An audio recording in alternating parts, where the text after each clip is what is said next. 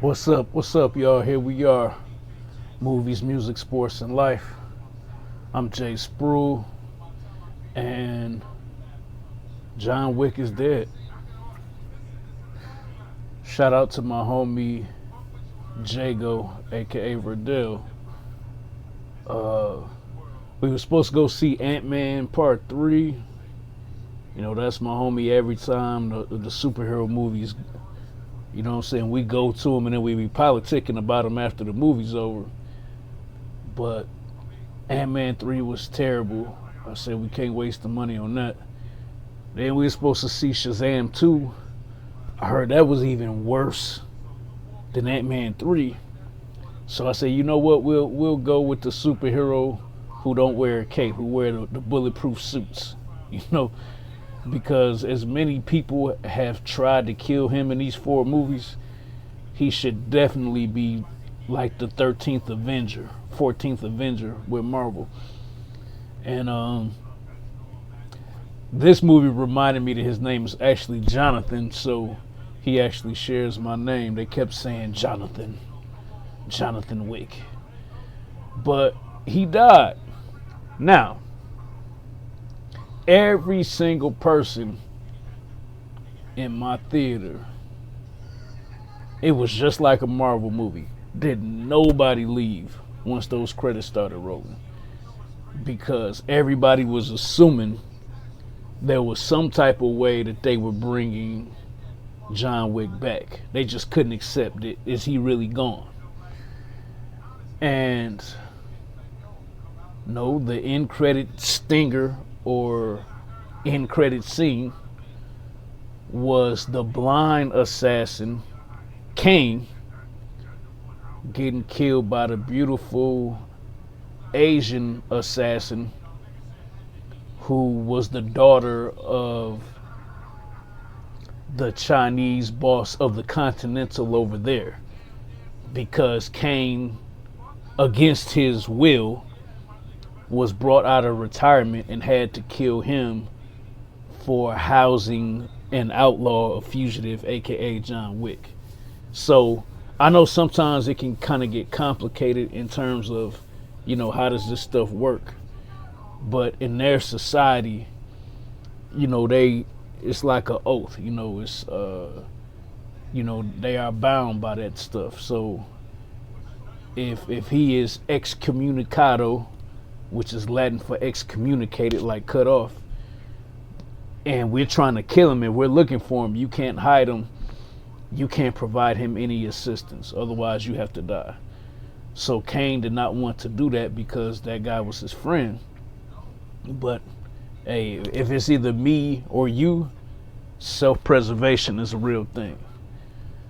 Now, in terms of the movie itself, I will admit to you, I was starting to get a little bored, but it's not for the reason that you might think.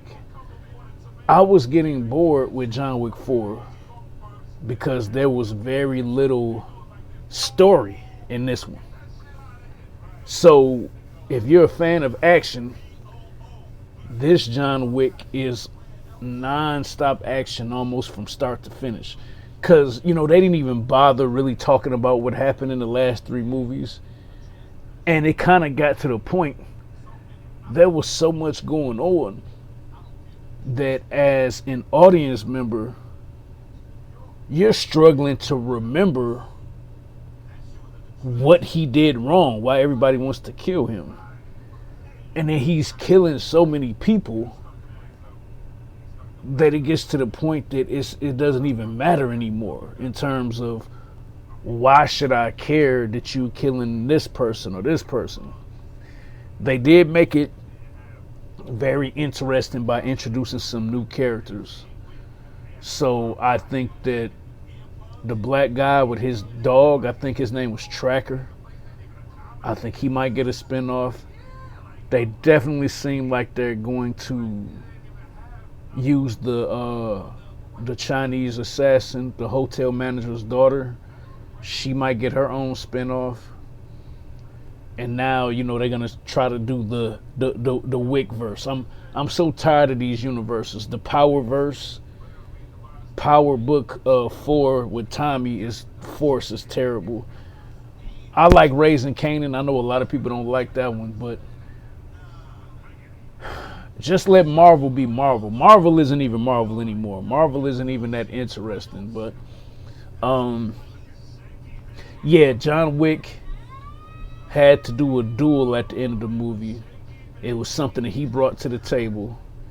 It was a very old rule that if you want out, that's one way that you can do it if somebody from the table agrees to one-on-one combat.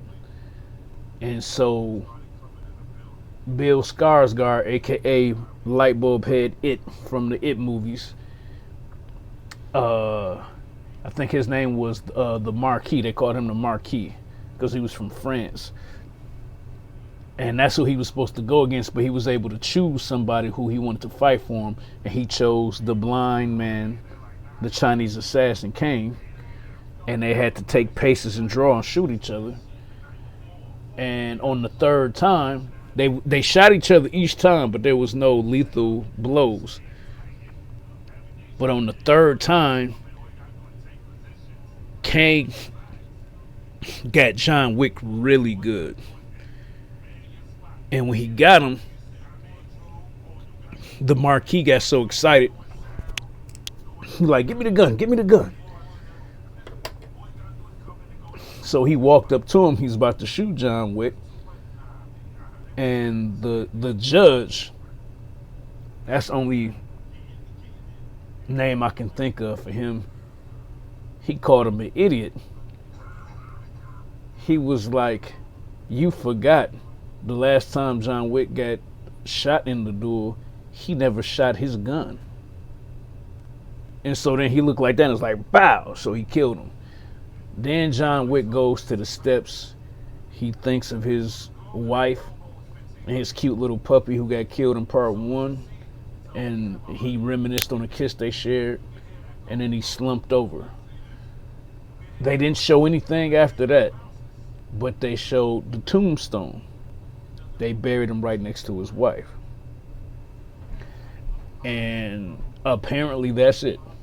So, I would say this is probably, in all honesty, this is the third best John Wick movie. I think it's better than the first one, but I don't think it's better than part 2 or part 3. The action is satisfying, but like I said, it gets to the point that you almost just want to get to the end of it. And then when John Wick passes away, you understand why the movie was the way that it was. But admittedly, it was a little bit frustrating because at least the other 3 movies had some type of storyline. And the last thing I'll say about it, and then I'll let you leave your thoughts. This is the question for all of y'all to leave in my comment section. Do you really think that John Wick is over now? Here's the only reason why I think they might have faked us out yet again. Keanu Reeves, aka John Wick, was doing an interview with one of his co-stars. And the guy interviewing him said, hey, you know what? We did a poll on Twitter. Do you really think John Wick is dead? We did the poll for the people who got to see an advanced preview of the movie. And he said, I think he said 78% of those polled said that they think that John Wick is dead. And you know how Keanu Reeves talked. He was like, really? And then he looked at his co-host and he started laughing. So I'm guessing that he just has a hard time believing that people think that John Wick is actually gone. So with that being the case, he might have done too much by doing that, because maybe he already knows that he agreed to do another movie. And to be honest with you, if you guys remember, based off of the success of part 3, I read a report in an article that said that the studio has approved money for sequels to part 4 and 5.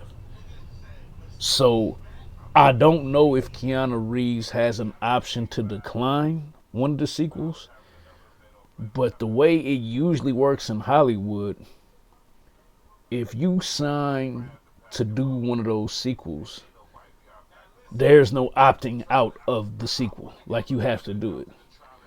So I personally think they should end it here where it is, because I feel like what else can you keep doing with John Wick? You know what I'm saying? And it's the point, if John Wick 5 is good, then the fans is gonna want another one. It's like, what is this gonna be like? Friday the 13th? It's gonna be like Fast and Furious. We're gonna have 10 John Wick movies. You know what I mean? Like, at some point, it has to come to an end. So because of that, I'm hoping that that's the case, but it's feeling like that might not be the case. So, all right, Jay Spruill, movies, music, sports, and life. Once again, let me know in the comments if you think John Wick is officially over.